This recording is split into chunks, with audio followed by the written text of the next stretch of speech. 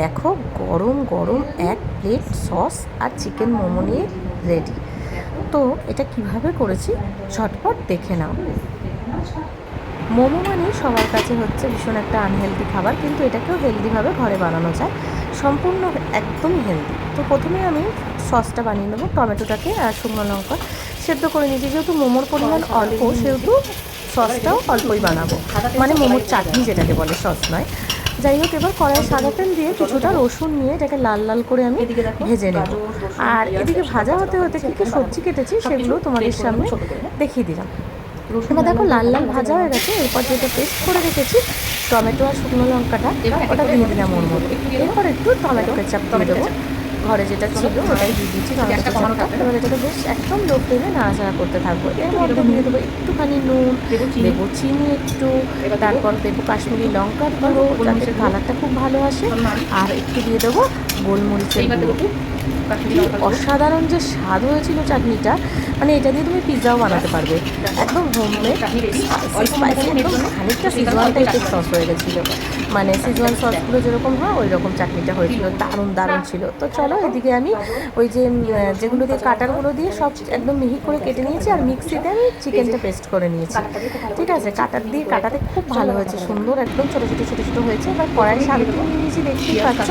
এরপর প্রথমে এর মধ্যে কাঁচা লঙ্কা, রসুন আর পেঁয়াজটা আমি কুচো করে দিয়ে দেবো, যেগুলো কুচো ছিল ওগুলো দিয়ে দেবো, দিয়ে এগুলো একটু মিনিট 2-3 মতন একটু ভেজে নেবো, বেশ একটু কাঁচা গন্ধটা চলে যাবে। সেই সময় এক এক করে যা যা আর সবজি কেটে রেখেছি সেগুলো দেবো, যেমন গাজর দেবো, ক্যাপসিকাম দেবো, বাঁধাকপি দেবো।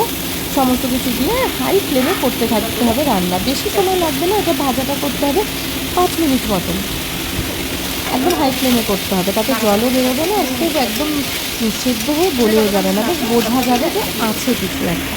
তবে এরপরে আরও অনেক কিছু মিক্স করতে হবে, আর এটাকে নুন দিতে হবে, এতে করে সবজিগুলো নরম হয়ে যাবে। ঠিক আছে, খুব খসখসে থাকবে না। তারপর এর মধ্যে দিয়ে দিলাম একটু সয়া সস, পরিমাণ বুঝে দেবো, এটাতেই বেশি স্বাদটা আসে, কিন্তু যে মোমো যে বাড়িতে করা একদম বাইরের মতন স্বাদটা চলে আসে। দিয়ে দেবো 1 চামচ টমেটো কেচাপ, দিয়ে এটাকে দিয়েও ভালো করে মিক্স করে নেবো। দেবো গোলমরিচের গুঁড়ো প্রয়োজন মতন, কারণ ঝাল বিশেষ করে ভালো লাগবে না, তবে কালকে আমার সসটার জন্য সিজওয়ান টাইপ হয়ে গেছিলো ঝাল ঝাল। এরপর চিকেনটা দিয়ে দেবো এর মধ্যে, দিয়ে খুব ভালো করে মিক্স করতে থাকবো। চিকেনটা যত মিক্সড হতে থাকবে ততই সেদ্ধ হয়ে আর কি একটু একটু করে দানা দানা পাকিয়ে মিক্সড হয়ে যাবে এর সাথে। পুরো চিকেন দিয়ে চাইলেও তোমরা করতে পারো। এরপর একটুখানি 1 চামচ মতন কর্নফ্লাওয়ার গুঁড়ো নিয়েছিলাম ঠান্ডা জলে, দিয়ে ওর মধ্যে দিয়ে দিয়েছিলাম, যাতে করে বাইন্ডিংটা খুব ভালো আসে, মানে ভেতরে মোমোটা করার সময় যেন ওই ঝুরঝুরে হয়ে পড়ে না যায় আর কি ভেতরের পুরটা। একটু 2-4 দানা চিনিও দিয়ে দেবো এটার মধ্যে, আমি যে কোনো কিছুতেই স্বাদের একটা ব্যালেন্স আনার জন্য দিই। দেখো পুরো আমার রেডি। এবার কি করব, এটা আটা দিয়ে আটাটাকে প্লেন আটা মাখবো, আর কিচ্ছু দেবো না এর মধ্যে। মেখে আধা ঘন্টা মতন তেল উপর দিয়ে লাগিয়ে রেখে দেবো। তোমরা চাইলে এটা পুরোটাই ময়দা দিয়ে করতে পারো, আবার আটা ময়দা হাফ হাফ করেও করতে পারবো। আমি করেছি কারণ পুরো হেলদি হিসেবে করেছি। আর একদিন আমি ময়দা দিয়ে একদম পিওর চিকেন, পুরো বেশিটাই চিকেন পুর করে করবো। এবারে যেমন সবজি বেশি দিয়েছি, সবজিটা দেবো না। আমি হেলদি করেছি বলে সমস্ত কিছু সবজি টবজি দিয়েই করার চেষ্টা করেছি। এবার বড় করে রুটি বেলে এরকম একটা গোল মুখবালা বড় যে গ্লাসগুলো হয় সেগুলো দিয়ে কেটে নেবো, তারপরে হালকা করে আর একটু করে বেলে নেবো, তাহলে সাইজটা একটু বড় হবে। মানে এটা দেখে যতটা মনে হচ্ছিল ততটা বড় ছিল না, অনেকটা ছোট ছিল।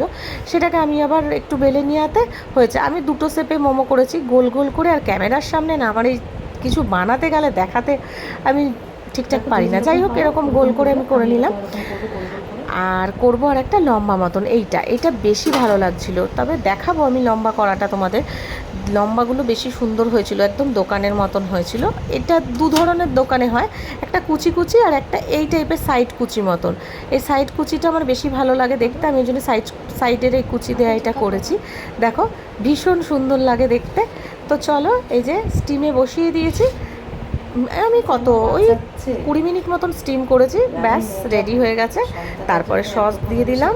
এটা মেয়ের প্লেট রেডি করছি। মেয়ে যদিও এতটা খাবে না, কিন্তু এত বড় প্লেটটা একটু সাজিয়ে অতটা না দিলে ফাঁকা ফাঁকা লাগলে দেখতে ভালো লাগে না। অসাধারণ হয়েছিল বন্ধুরা, তোমরা অবশ্যই ট্রাই করো। বাড়ির বাচ্চা থেকে বড় সবাই ভালো খাবে, চেটে পুটে খাবে। ভালো লাগলে লাইক কমেন্ট শেয়ার করো, আর অবশ্যই তোমরা ট্রাই করো। আমি তো পাগল হয়ে গেছি খেয়ে। টাটা, খুব ভালো থেকো, আবার দেখা হচ্ছে নতুন ভিডিওতে।